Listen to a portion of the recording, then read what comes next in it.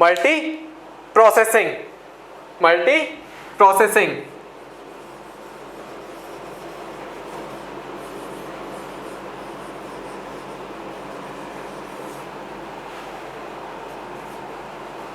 Multi processing में क्या होता है? मल्टी प्रोसेसिंग का दूसरा नाम क्या है? Parallel, parallel. अब इसमें क्या होता है? हम लोग अभी तक क्या देख रहे थे कि हमारे पास प्रोसेसर कितना था? एक। हमारे पास एक प्रोसेसर है जॉब या प्रोसेस P1 P2 P3 इसी एक प्रोसेस के लिए लड़ रहा है। अब हम क्या कर देंगे कि मेरे पास एक से ज्यादा प्रोसेसर है। अब P1 भी है, P2 भी है, P3 भी है। अब ये जब एक से ज्यादा मेरे पास प्रोसेसर है तो हर एक सेपरेटली काम करेगा। P1 यहाँ आया, P1 अपना एग्जीक्यूट कर रहा है इनपुट आउटपुट जो भी, P2 यहाँ गया, ये अपना एग्जीक्यूट कर रहा है, तो दोनों पैरेलली आउटपुट दे सकता है। ठीक है।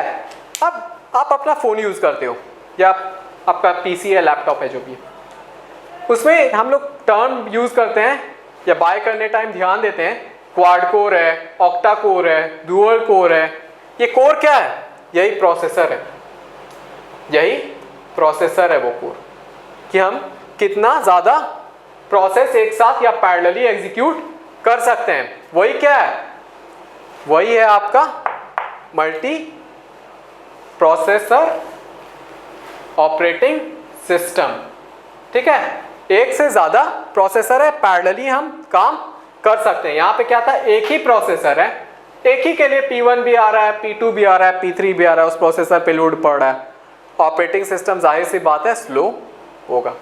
यहाँ पे एक से ज्यादा प्रोसेसर है, P1 आया अपना एग्जीक्यूट कर रहा है, P2 आया अपना एग्जीक्यूट कर रहा है, P3 को वेट करना पड़ेगा जो पहले कर ले।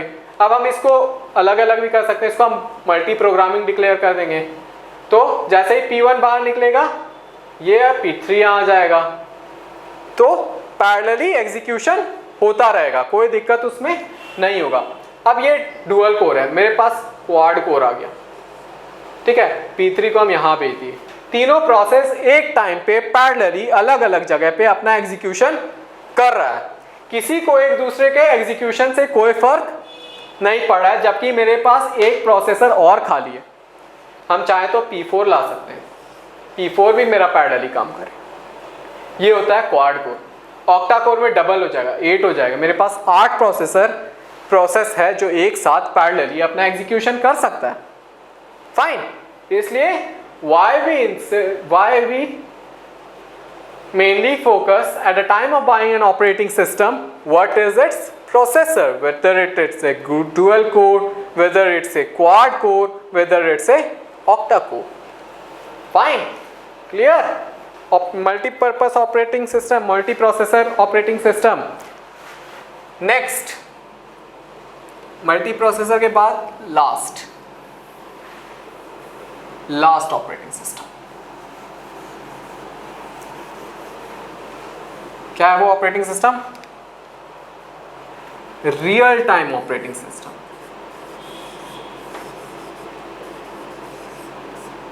Real time operating system. अब रियल टाइम ऑपरेटिंग सिस्टम दो तरह का होता है। क्या क्या होता है इसका? दो part. Real time operating system दो तरह का होता है। क्या क्या?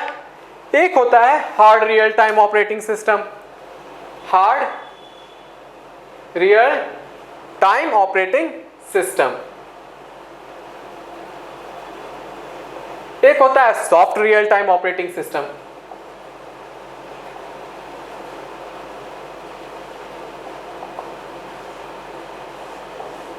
अब हमको बताइए क्या होता है हार्ड रियल टाइम और क्या होता है सॉफ्ट रियल टाइम, और ये रियल टाइम ऑपरेटिंग सिस्टम कहाँ यूज होता है?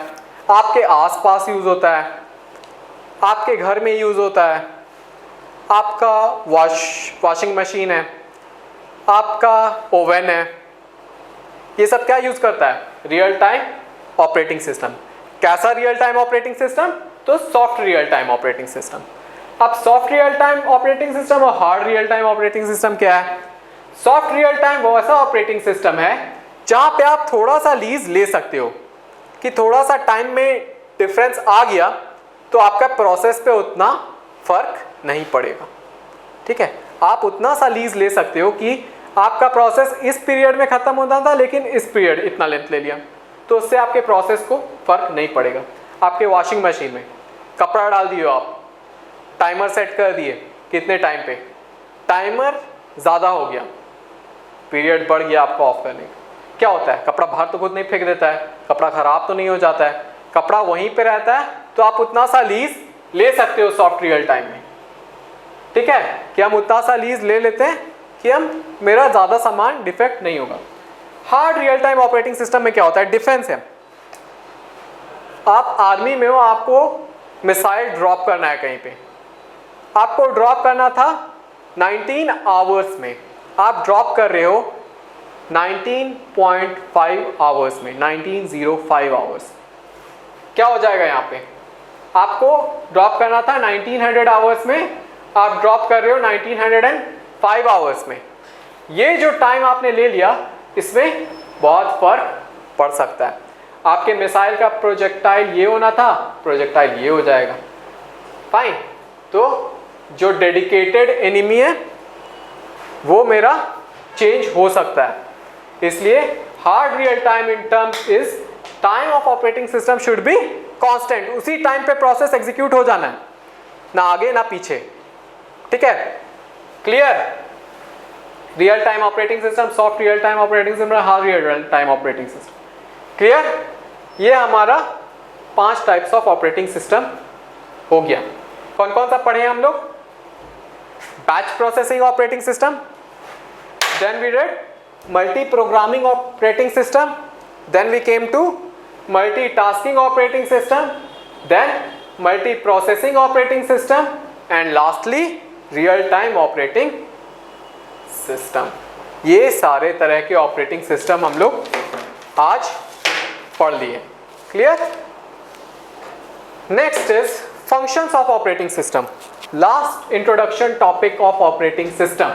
क्या है हम लोग का, क्या है ऑपरेटिंग सिस्टम का फंक्शन, ऑपरेटिंग सिस्टम का फंक्शन क्या है।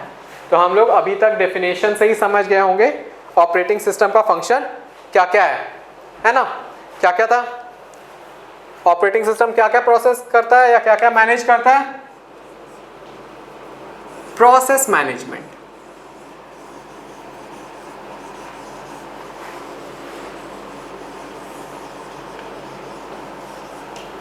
ठीक है। दूसरा क्या है, memory management,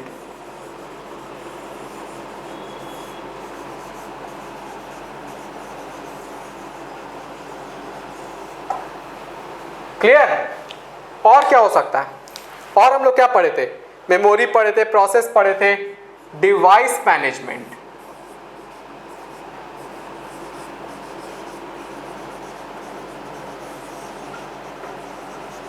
file management, lastly security, security. तो ये सारा क्या है हमारा ऑपरेटिंग सिस्टम का फंक्शन।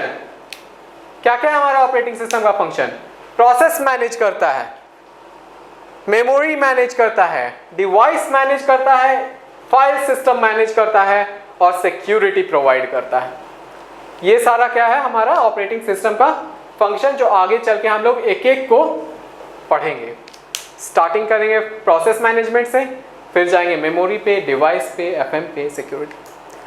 क्लियर है सबको ऑपरेटिंग सिस्टम का इंट्रोडक्शन। ऑलमोस्ट हम लोग ने इंट्रोडक्शन में सारे पार्ट्स ओवरव्यू कवर कर लिए।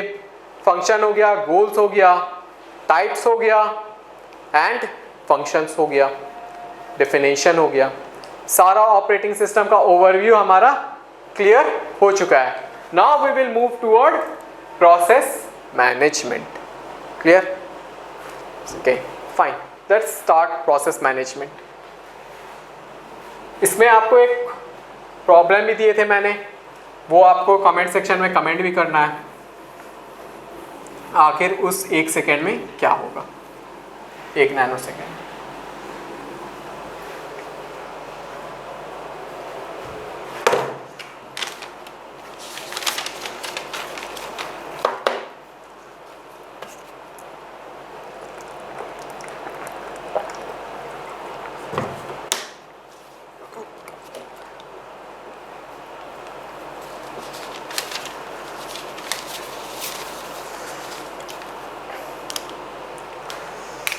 Fine, let's start process management under operating system ही। अब हम लोग क्या स्टार्ट करेंगे, इसको तो हटा देते हैं। Process management.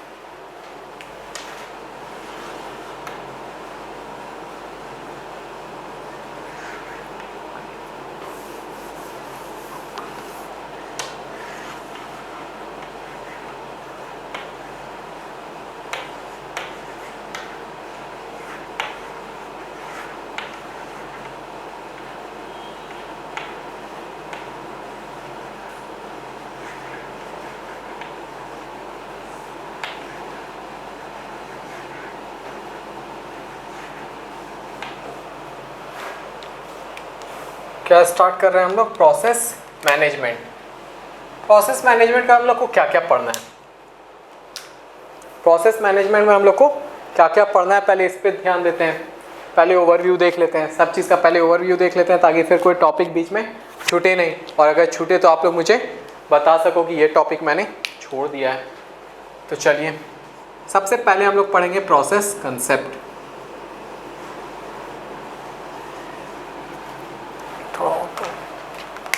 सबसे पहले हम लोग क्या पढ़ेंगे, process concept.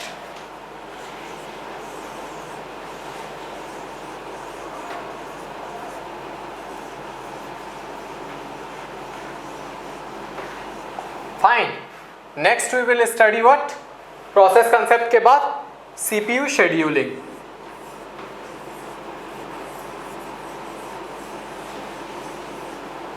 CPU scheduling. Next we will study what? Synchronization.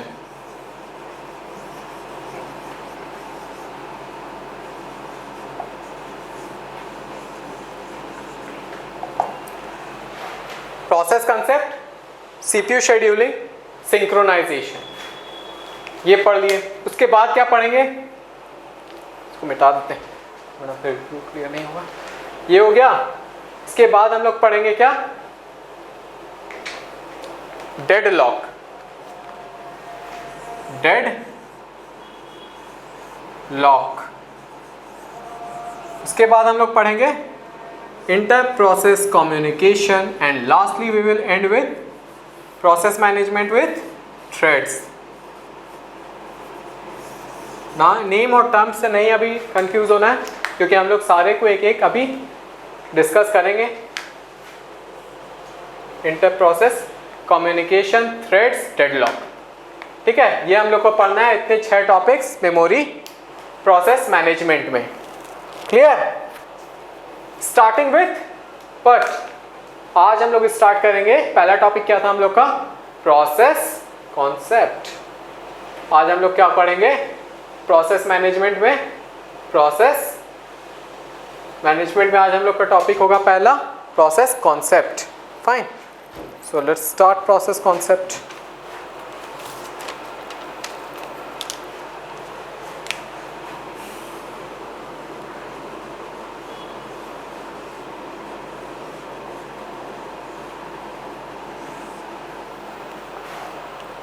क्या है प्रोसेस कंसेप्ट, क्या है प्रोसेस, तो हम लोग डिस्कस कर लिए हैं पिछले क्लास में। हम लोग ने टाइम निकाल के प्रोसेस को डिस्कस कर लिया था। मैं फिर से एक बार प्रोसेस को यहाँ पे डिस्कस कर देता हूँ।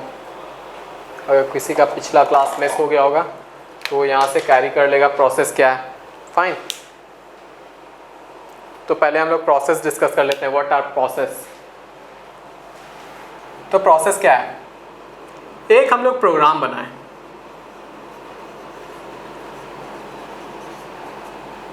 C का प्रोग्राम बनाएं, C.C। फाइन, अब हम लोग उसमें क्या कर रहे हैं, उसको, ये कौन सा लैंग्वेज है, C एक हाई लेवल लैंग्वेज है। अब इसको हम लोग किस में थ्रू पास करा रहे हैं, ऑपरेटिंग सिस्टम तो ये लैंग्वेज समझेगा नहीं, हाई लेवल लैंग्वेज, उसको किस में कन्वर्ट करना पड़ेगा, मशीन लेवल लैंग्वेज में। गुड, तो हम लोग को क्या करना है, अब इसको किसके थ्रू पास कराएंगे तो ये मशीन लेवल में कन्वर्ट हो जाएगा, कंपाइलर। ठीक है, तो अब कंपाइलर के थ्रू हम C.C को पास करा दिए, क्या बन गया ये सी डॉट आउट सपोज कर लो बन गया, ये मशीन लेवल लैंग्वेज है। फाइन, प्रोग्राम आपने बनाया, आपने कंपाइलर के थ्रू पास कराया, उसको कंपाइलर ने सी डॉट आउट करके उसको मशीन लेवल लैंग्वेज में कन्वर्ट कर दिया। क्लियर? ये हो गया आपका अभी तक का प्रोसेस। अब ये जो सी डॉट आउट है ये कहाँ जाके सेव होता है? ये जो सी डॉट आउट है ये कहाँ जाके सेव होता है? सी डॉट आउट ये आपका सेव होता है प्राइमरी मेमोरी में कि सेकेंडरी मेमोरी में? पहले ही क्लास में मैंने बताया था सी डॉट आउट आपका कहाँ सेव होता है? सेकेंडरी मेमोरी में। अभी जब तक एक program C dot out secondary memory में सेव है वो क्या है? एक प्रोग्राम है। उसको अभी हम प्रोसेस नहीं डिक्लेयर कर रहे हैं। प्रोसेस कब डिक्लेयर करेंगे? जब ये सी डॉट आउट को हम ले आएंगे मेन मेमोरी में। सेकेंडरी मेमोरी से कहाँ ले आएंगे? मेन मेमोरी में। कि अब आपका एग्जीक्यूशन का टाइम हो गया, आप रेडी हो जाइए, आपको मेन मेमोरी में ले गए, आपका एग्जीक्यूशन फेज शुरू हो रहा है। यहां पर हम उसको क्या डिक्लेयर करेंगे? ये क्या है? अभी तक ये प्रोग्राम था, अब यहां पे ये क्या हो जाएगा? ये प्रोसेस बन जाएगा। ये क्या बन जाएगा? प्रोसेस। जैसे ही मेन मेमोरी में चला गया एग्जीक्यूशन फेज के लिए रेडी होके, तो ये क्या हो जाएगा? प्रोसेस। अभी तक क्या था? सेकेंडरी मेमोरी तक ये प्रोग्राम था। कब तक ये प्रोग्राम था? तो इसको अगर हम ऐसे डिवाइड कर देंगे तो इस पोर्शन तक ये प्रोग्राम है। सी आउट आ गया मेन मेमोरी में, ये क्या बन गया? प्रोसेस। क्लियर? प्रोसेस और प्रोग्राम का फिर से मैंने पूरा कंसेप्ट बता दिया। नेक्स्ट,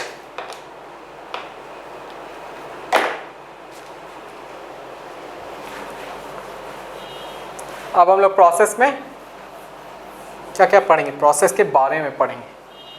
प्रोसेस का रिप्रेजेंटेशन, प्रोसेस का डेफिनेशन तो हो गया। Program in execution phase is termed as what? Process. अब हम लोग पढ़ेंगे क्या? प्रोसेस का रिप्रेजेंटेशन। हम लोग कैसे प्रोसेस को रिप्रेजेंट करते हैं। तो पहला टॉपिक प्रोसेस में है हम लोग का representation of process. Representation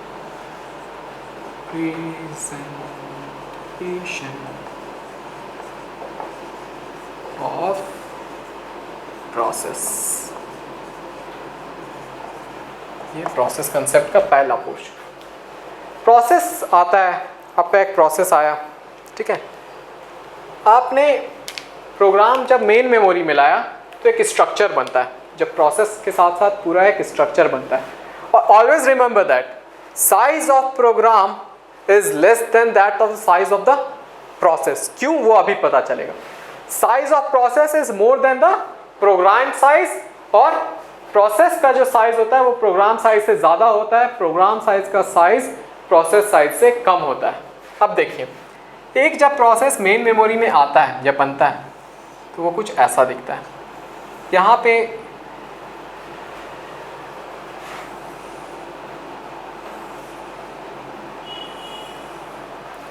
clear है? दिख रहा है आप लोग को? तो कुछ ऐसा दिखता है।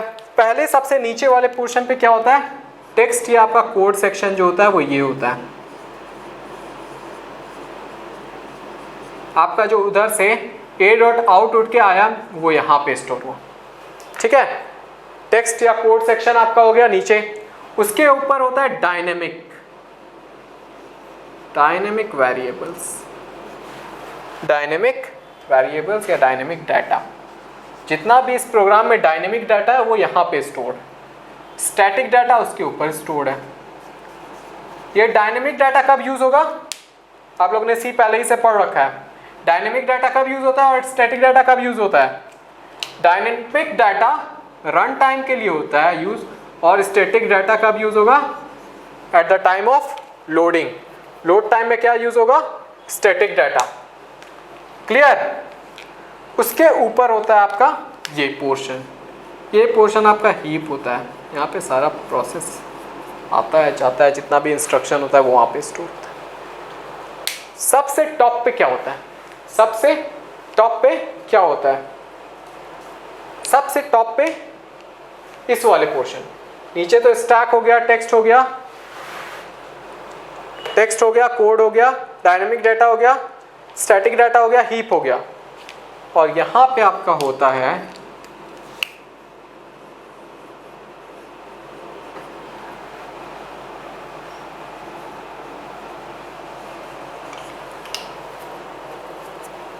Run time,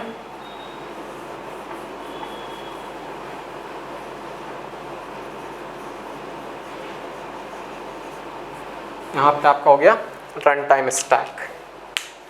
clear? जितना भी रन टाइम में जितना भी मेमोरी आएगा वो स्टैक के फॉर्म में यहाँ पे होगा save. Static data, dynamic data, जो भी इस कोड सेक्शन को जो भी चाहिए वो पूरा इस प्रोसेस के ब्लॉक के ये इस रिप्रेजेंटेशन के अंदर है। यहाँ पे जो भी चीज़ चाहिए होगा वो इसी के ऊपर तक सीख कर सकता है, इसी बाउंड्री तक। इस बाउंड्री के बाहर ये कोड सेक्शन जाके सीख नहीं करेगा। सीख SEE सीख वाला टर्म है कि वो यहाँ से बाहर जाके सीख नहीं करेगा कि हमको ये चाहिए। जितना भी चीज़ इसको यहाँ पर सीख करना पड़ेगा वो इसी सेक्शन में, इसी बाउंड्री के अंदर सीख करेगा। ये होता है प्रोसेस का रिप्रेजेंटेशन। इसीलिए प्रोसेस का size is more than the size of the program. Program का साइज क्या हुआ? ये, उसमें क्या क्या ऐड हो गया? Dynamic data, static data, heap, run time stack, इतना चीज बन के क्या बना? एक प्रोसेस बना। क्लियर? क्यों होता है प्रोसेस का साइज ज्यादा प्रोग्राम के साइज से? क्लियर है? रिप्रेजेंटेशन ऑफ प्रोसेस क्लियर है? डायनेमिक डाटा कब लोड होता है? रन टाइम पे। स्टैटिक डाटा कब लोड होता है? लोड टाइम पे। टेक्स्ट सेक्शन आपका AR.out जो मेन मेमोरी में लाए वो यहां पे स्टोर हुआ। Dynamic data, static data, heap, run time stack. Clear? Good. Representation of process हो गया। और हम लोग क्या इस टर्म में ध्यान याद रखने वाला चीज था? क्या एक की पॉइंट था? नोट कर ही लो, सीधा सीधा क्वेश्चन भी आ सकता है कि process size is greater than program size. ये होता है आपका इसका की टर्म, यही था कि प्रोसेस साइज जो है वो प्रोग्राम साइज से बड़ा होता है। क्लियर? यहां तक कोई डाउट? प्रोसेस का हम लोग रिप्रेजेंटेशन याद रखना है। ऐसा नहीं है कि हम रिप्रेजेंटेशन भूल जाएंगे कि क्या था। रिप्रेजेंटेशन किसी भी डायग्राम का नहीं भूलना है। आगे चल के आपको स्टेट डायग्राम मिलेगा, उसको हमेशा याद रखना है, दिमाग में घुसा के रखना है। वो निकल गया तो आपका कंसेप्ट मिस हो जाएगा। डायग्राम भी सिर्फ आपको याद रहेगा तो आप वहां से कंसेप्ट बना लोगे, याद कर लोगे, रिटेन कर लोगे वापस। फाइन, आगे बढ़े। Let's study attributes of process. अब हम लोग क्या पढ़ेंगे? Attributes of process.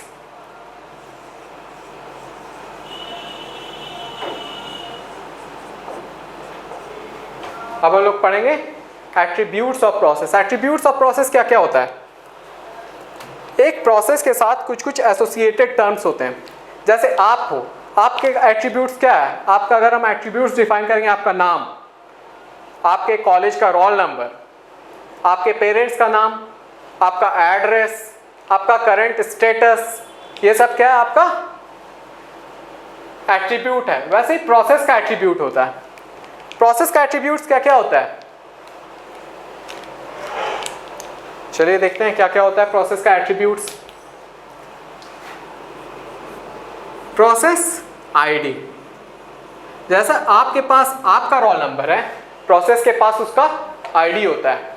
इसी आईडी से वो प्रोसेस पहचाना जाता है। क्लियर? जैसे आप अपने स्कूल में या क्लास में, कॉलेज में रोल नंबर के या यूनिक आईडी, रजिस्ट्रेशन नंबर के से जाने जाते हो, वैसे ही ये प्रोसेस अपने आईडी से जाना जाता है इस ऑपरेटिंग सिस्टम के अंदर में। उसके बाद होता है प्रोग्राम काउंटर।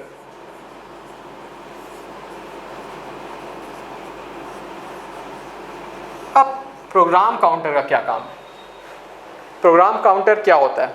सी में आप लोगों ने पढ़ा भी होगा, फिर भी स्टिल सपोज करिए एक प्रोसेस है P1, उसमें 10 इंस्ट्रक्शन है I1, I2, I3, I4, I5, I6, I7, I8, I9, I10। अब I3 के पास मेरा एक और इतना क्लियर है ना कि C में जो भी प्रोग्राम एग्जीक्यूशन होता है वो लाइन बाय लाइन होता है, लाइन बाय लाइन एग्जीक्यूशन होता है, क्लियर। अब C में मेरे पास एक ब्रांच है, ब्रांच स्टेटमेंट है जो कि अगर ट्रू होता है तो I8 एग्जीक्यूट करेगा और अगर फॉल्स होता है तो I4।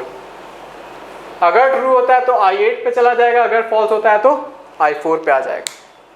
और I4 के बाद एग्जीक्यूट के बाद या नहीं, ये I8 यहाँ पे नहीं होगा, ठीक है। ये I8 हम अलग से पूरा डिक्लेयर कर देते हैं, ये अलग है, ये अलग है, इसका अलग पूरा है इंस्ट्रक्शन, ठीक है। अगर ट्रू हुआ तो I8 जाएगा, वरना I4 जाएगा, वरना फिर कहाँ पे एग्जीक्यूशन स्टार्ट होगा, I5 से एग्जीक्यूशन स्टार्ट, क्लियर। अगर ट्रू हुआ या तो ट्रू होगा या फॉल्स होगा, या तो 0 होगा या 1 होगा। तो जैसे ही 0 हुआ उधर चला गया, ठीक है, क्लियर है। ये ब्रांच स्टेटमेंट ट्रू हो गया तो I8 की तरफ जाएगा, फॉल्स हुआ तो I4 की तरफ जाएगा। अब ये ट्रू हो गया यहाँ पे स्टेटमेंट, सपोज करें ये आ गया I8 की तरफ। जब I8 का एग्जीक्यूशन खत्म हो जाएगा, अब इसको कौन बताएगा कि I5 के पास जाना है आपको? ये तो कहीं I4 से स्टार्ट कर दे, लेकिन I4 कब जाना था? जब ये स्टेटमेंट I3 फॉल्स होना था। ये तो ट्रू हो गया तो I8 हो गया, तो ये एग्जीक्यूट नहीं करेगा, जाएगा कहाँ इसको? I5 पे। तो ये कौन बताएगा इसको कि आपको फिर जाके कहाँ पे एग्जीक्यूशन स्टार्ट करना है? ये आपको बताता है प्रोग्राम काउंटर। यहीं पे प्रोग्राम काउंटर सेव कर लेगा कि जब I3 8 पे चला गया तो ये बता देगा इसको कि अब आपको कहाँ आना है? I5 पे आना है, आपको I4 पे नहीं जाना है। आपको एग्जीक्यूशन स्टार्ट कहाँ से करना है? I5 से करना है। क्लियर है? ये वाला प्रोसेस था, इसमें I8 नहीं था, इसमें I9 था, इसमें I10 था। क्लियर? ब्रांच आया, ये इसको कहीं और रिडायरेक्ट कर दिया I8 के पास। I8 जब पूरा एग्जीक्यूट कर लिया, ये तो प्रोग्राम P1 बचा हुआ है पूरा एग्जीक्यूशन करना, इतना ही पोर्शन एग्जीक्यूट हुआ है। जब ये पूरा I8 एग्जीक्यूट हो गया, फिर ये कहाँ पे आएगा? I5 पे आएगा। ये कौन बताएगा आपको? प्रोग्राम काउंटर बताएगा। क्लियर? क्लियर है कंसेप्ट? ओके, नेक्स्ट क्या होता है?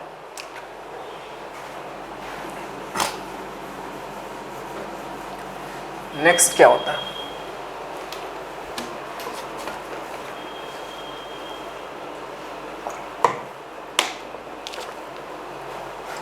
नेक्स्ट होता है प्रोग्राम स्टेट। प्रोग्राम के वेरियस स्टेट्स होता है। इस टॉपिक को हम लोग अलग से अभी सेपरेटली डिस्कस करेंगे, ठीक है। प्रोग्राम स्टेट पूरा भी अलग से हम लोग डिस्कस करेंगे। नेक्स्ट, स्टेट्स में क्या होता है? New state, ready state, run state, termination state, block state, suspended block state, suspended ready state, ठीक है। तो ये सब हम लोग अभी डिस्कस करेंगे अलग से पूरा। फिर होता है प्रायोरिटी। प्रायोरिटी में क्या होता है? प्रायोरिटी होता है जैसे आपके पास 3 प्रोसेस हैं, P1, P2, P3। आप एग्जीक्यूट कर रहे थे P1। P1 सपोज करिए नॉर्मल मैन है, नॉर्मल ह्यूमन है। P2 आपका एक ब्यूरोक्रेट, P3 आपका minister.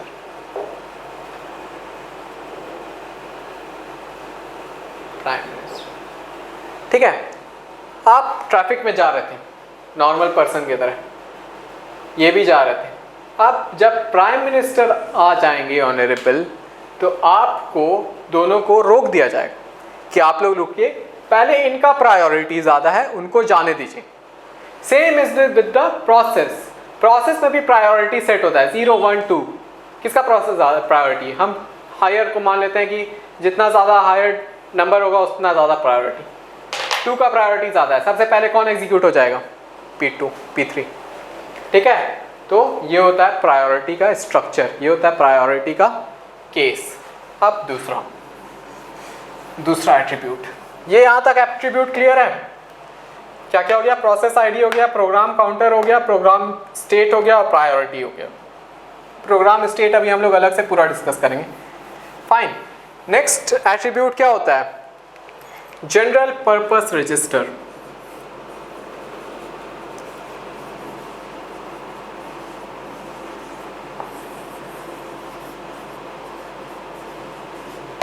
General purpose register. General purpose register में क्या होता है? सपोज करिए आपका एक प्रोग्राम था, एग्जीक्यूट हो रहा था, P1 प्रोसेस, ठीक है। इसके पास दो रजिस्टर था, A1 A2 या R1 R2, चलो रजिस्टर है तो R1 R2 ज़्यादा, ठीक है। प्रोसेस P1 एग्जीक्यूट हो रहा था, रजिस्टर था मेरे पास, एक इंस्ट्रक्शन है यहाँ पे इंट A 2 था, इंट B 3 था। नेक्स्ट वाला स्टेटमेंट था I3 स्टेटमेंट था A प्लस B, ये A था ये B था। नेक्स्ट स्टेटमेंट जो एग्जीक्यूट होने वाला था वो क्या था? I3 A प्लस B, ठीक है, ये होता 5, ठीक है। अब क्या हो गया? जैसे ही I1 I2 एग्जीक्यूट हो गया था, एक हायर प्रायोरिटी वाला प्रोसेस आ गया P2।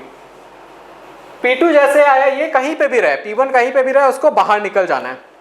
बस बाहर निकल गया, इतना सा एग्जीक्यूट करके P1 बाहर निकल गया। अभी ये बचा हुआ है P1 का, P2 आ गया यहाँ पे, P1 पीछे चला गया कि पहले आप एग्जीक्यूट कर लीजिए, ठीक है। P2 आया, P2 कर दिया इसको, P2 का A3 था, P2 का B4 था, P2 का I3, ये P1 का I3 था, ये P2 का I3 था, A इंटू B था, ठीक है। वो स्टोर कर लिया, 12 हो गया। P2 अपना काम कर लिया, P2 अपना एग्जीक्यूशन पूरा कर लिया, P2 सही सही अपना एग्जीक्यूट करके वापस चला गया, क्लियर। अब जैसे ये P2 चला गया, P1 वापस आया, P2 का खत्म हुआ, वापस क्या आ गया? P1 आ गया, क्लियर। जैसे ही P1 वापस आया, इसको क्या एग्जीक्यूट करना था? A plus B, A plus B अब एग्जीक्यूट करेगा, कितना हो गया? 7। आंसर कितना आना था? 5। यहाँ पे क्या हो गया? ये किसका रिटेन कर दिया? वैल्यूज। P2 जो एग्जीक्यूट करके चला गया, उसका वैल्यू अभी तक ये रिटेन कर लिया, ये वापस से स्विच नहीं हुआ, ये वापस से स्विच नहीं हुआ, इसलिए जो P1 का वैल्यू था आना था 5, वो क्या आ गया? 7। तो इसलिए होता है जनरल पर्पस रजिस्टर।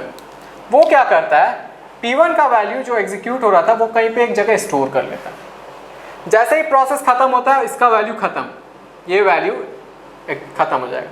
जो प्रोसेस आएगा उसका फिर से वैल्यू रिटेन कर लेगा, क्या था? 2 और 3 था। जैसे ही ये वापस रिटेन करेगा, ये यहाँ पे वैल्यू क्या आ जाएगा? 5 आ जाएगा, ये सही हो जाएगा। फाइन, यही होता है क्या? जनरल पर्पस रजिस्टर का काम। जैसे ही कोई प्रायोरिटी वाला ये हटने वाला है, इसका कहीं पे ये वैल्यू स्टोर कर लेगा, ठीक है, ओवरराइट नहीं करेगा। क्लियर? जनरल पर्पस रजिस्टर हो गया। Next,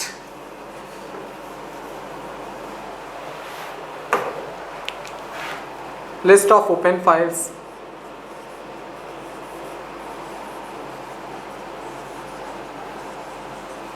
list of open devices,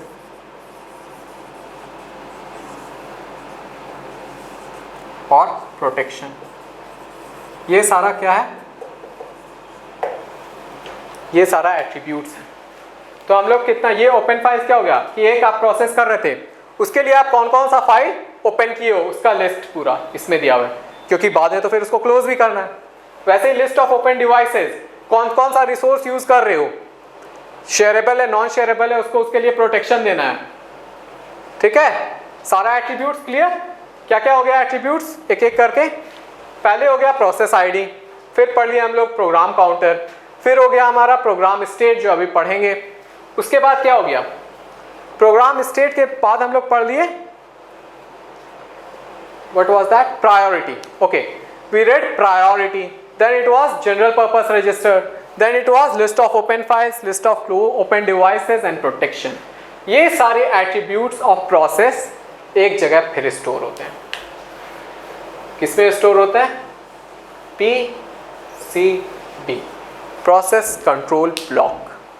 हर एक प्रोसेस का अपना प्रोसेस कंट्रोल ब्लॉक होता है, कोई किसी का यूज़ नहीं करता। हर प्रोसेस का अपना प्रोसेस कंट्रोल ब्लॉक होता है जिसमें वो सारा एट्रीब्यूट्स स्टोर करता है, और सारे ही एट्रीब्यूट्स के साथ और क्या स्टोर करता है, नेक्स्ट वाले प्रोसेस का पॉइंटर, नेक्स्ट वाले पीसीबी का पॉइंटर, नेक्स्ट वाले पीसीबी का पॉइंटर एड्रेस। जैसे ही एक प्रोसेस खत्म होता है, ये प्रोसेस पीसीबी भी खत्म हो जाता है, ये पीसीबी भी खत्म हो जाता है। क्लियर? क्लियर है पूरा? ये पीसीबी भी खत्म हो गया। जैसे ही एक प्रोसेस एग्जीक्यूशन खत्म होता है, पीसीबी उसका खत्म हो जाता है।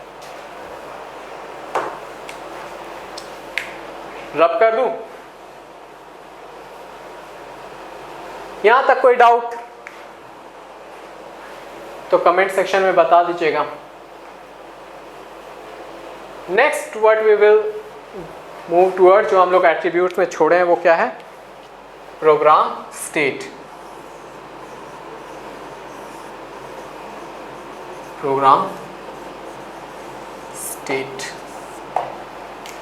ठीक है, प्रोग्राम स्टेट।